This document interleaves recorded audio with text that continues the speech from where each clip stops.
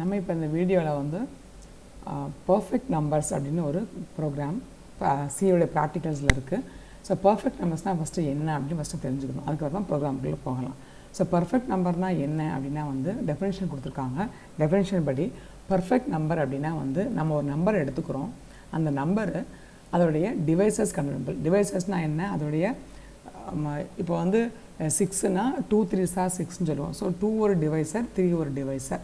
அது மாதிரி 8னா 2 4s 8ன்னு போகும். 2 ஒரு டிவைசர், 4 ஸோ எந்த எண்ணெல்லாம் அதை வகுக்குமோ 0 ரிமைண்டரோட, அதாவது முழுசாக வகுக்கிறதுக்கு பேர் தான் வந்து பாசிட்டிவ் ப்ராப்பர் டிவைசர் அப்படின்னு அர்த்தம். ஓகேவா? ஸோ இப்போ நீங்கள் 6 எடுத்துட்டிங்கன்னா 6 2லேயும் போகும், 3லேயும் 3 வச்சும் போகும். 0 இல்லாமல், அதாவது ரிமைண்டர் இல்லாமல் 0 ரிமைண்டரோட வரும். இதே நம்ம வந்து 7ன்னு எடுத்துக்கிட்டோம் அப்படின்னா வந்து 7க்கு வந்து எந்த ப்ராப்பரான ஒரு இதுவும் கிடையாது, ஒரு அதாவது டிவைசர் வந்து கிடையாது. ஓகேவா? ஸோ அதுக்கு பேர் தான் பர்ஃபெக்ட். அந்த மாதிரி டிவைசஸ் ப்ராப்பரான டிவைசர் இருக்கணும். இப்போது அந்த டிவைசஸ் எல்லாத்தையும் நீங்கள் ஆட் பண்ணி பார்த்தீங்கன்னா, சம் பண்ணி பார்த்தீங்கன்னா அதுவும் அந்த நம்பருக்கு ஈக்குவலாக வரணும். இப்போ எக்ஸாம்பிளுக்கு சிம்பிள் எக்ஸாம்பிள் 6 எடுத்திருக்கோம். 6க்கு வந்து எப்போவுமே 1 ஒரு டிவைசராக எல்லாத்துக்குமே 1 வச்சு எல்லா நம்பருமே அது போகும். ஓகேவா? அதுக்கப்புறமா மிச்ச ஃபேக்டர்ஸ் பார்க்கும்போது, ஃபேக்டர்ஸ் அப்படின்னு சொல்லுவோம். மிச்ச ஃபேக்டர்ஸ் பார்க்கும்போது 3 6 3 2 6 அப்படின்னு சொல்லுவோம். ஸோ எப்படினாலும் 2 3 தான் வருது. இப்போது 1 2 3 இந்த 3மே வந்து 6உடைய டிவைசஸ், ப்ராப்பர் டிவைசஸ். அதோடைய அதாவது 0 ரிமைண்டரோட வரக்கூடிய அந்த நம்பர்ஸ். ஸோ இப்போ இதை 3ஐயும் ஆட் பண்ணோன்னா இந்த 6க்கு 3 டிவைசர் இருக்குது இல்லையா?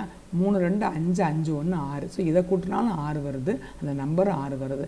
இந்த மாதிரி ஒரு ஒரு ஒரு நம்பருக்கு பேர் தான் வந்து பர்ஃபெக்ட் நம்பர் அப்படின்னு பேர். ஸோ ஒரு நம்பரும் அதில் டிவைசருடைய டோட்டலும் சேமாக இருந்துச்சுன்னா அதுக்கு பேர் வந்து பர்ஃபெக்ட் நம்பர் அப்படிங்கிறது பேர். ஓகேவா? இப்போ இந்த கான்செப்டை வந்து எப்படி நம்ம வந்து சி ப்ரோக்ராமில் பார்க்கலாம் அப்படின்னு சொல்லி பார்க்கலாம்.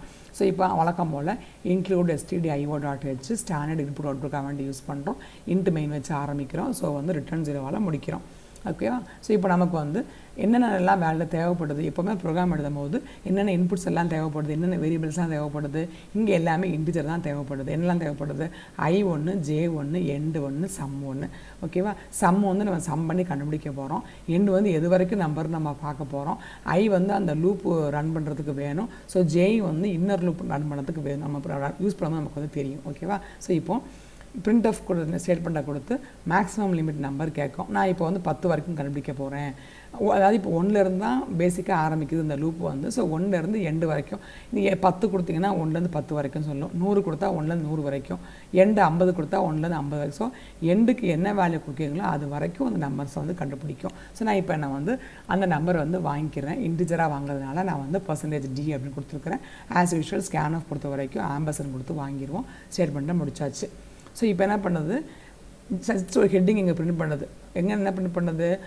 All perfect numbers between 1 to %d அப்படின்னா வந்து 1லேருந்து நீ கொடுத்த நம்பர் வரைக்கும் பர்ஃபெக்ட் நம்பர்ஸ் எல்லாம் கீழே வரக்கூடியதுன்னு சொல்லிட்டு இது வந்து ஒரு ஜஸ்ட் ஹெட்டிங் மாதிரி போட்டு வைக்கும். இப்போ இந்த லாஜிக்குள்ளே வருவோம்.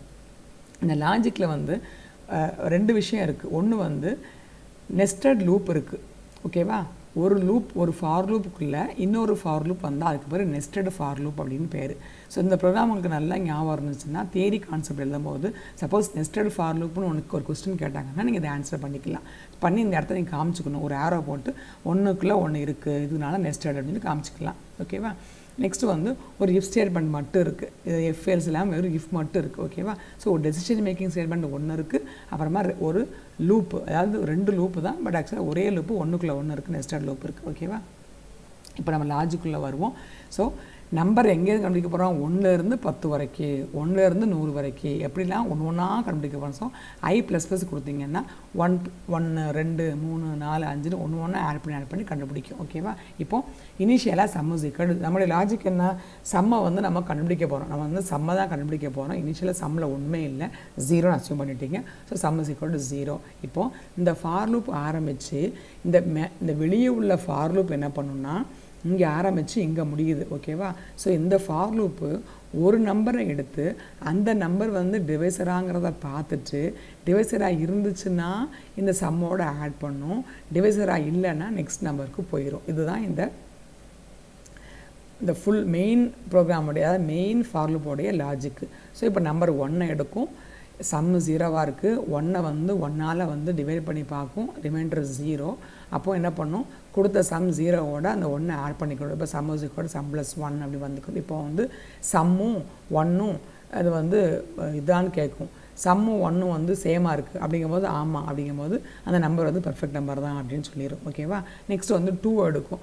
அப்புறம் 2 எடுத்து இந்த மாதிரி 2 வச்சு டிவைட் பண்ணி பார்க்கும். ஸோ இந்த மாதிரி என்ன பண்ணும், ஒவ்வொரு நம்பராக 2 எடுத்து அந்த நம்பரை வந்து அதோடைய பர்சன்டேஜ் ஜே வச்சு பார்க்கும்.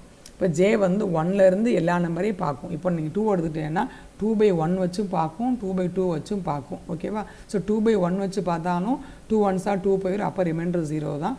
2/2 வச்சு பார்த்தாலும் ரிமைண்டர் வந்து 0 தான். ஸோ அப்பவும் என்ன பண்ணும், அந்த 2 வந்து என்ன பண்ண ஆட் பண்ணிக்கும். ஸோ அந்த என்ன பண்ணும், இந்த மாதிரி வந்து அந்த நம்பரையும் ஆட் பண்ணி வச்சுக்கிட்டு செக் பண்ண போகுது. அந்த நம்பரும் சம்மும் சேமாக இருந்தால் அது வந்து பர்ஃபெக்ட் நம்பர்னு பிரிண்ட் பண்ண போகுது. ஸோ இந்த மாதிரி தான் இந்த ஃபார் லூப் வந்து ஒவ்வொரு நம்பராக எடுத்து அந்த நம்பரை வந்து டிவைசர், இந்த லூப் வந்து டிவைசரை கண்டுபிடிக்கும்.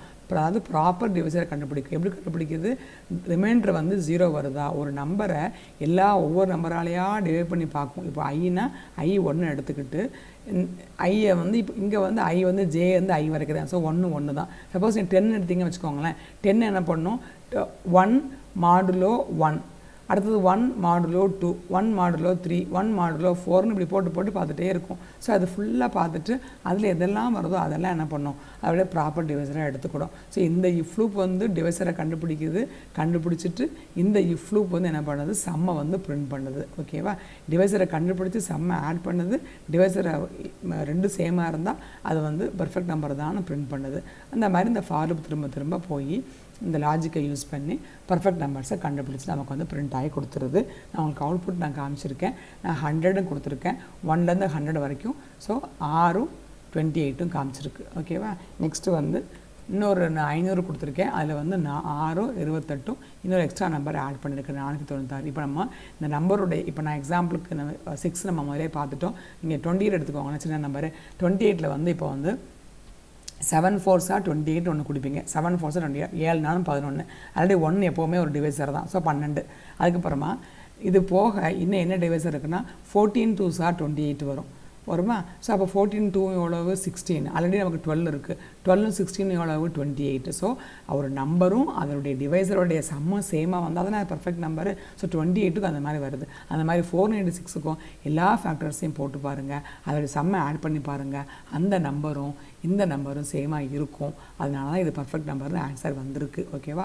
ஸோ இந்த மாதிரி தான் இந்த ப்ரோக்ராம் வந்து பர்ஃபெக்ட் நம்பர்ஸ் லாஜிக்கை வந்து யூஸ் பண்ணி கொடுத்த நம்பர் ரேஞ்சில் எதெல்லாம் பர்ஃபெக்ட் நம்பர்ஸோ அது எல்லாத்தையும் உங்களுக்கு பிரிண்ட் பண்ணி காமிக்கும்.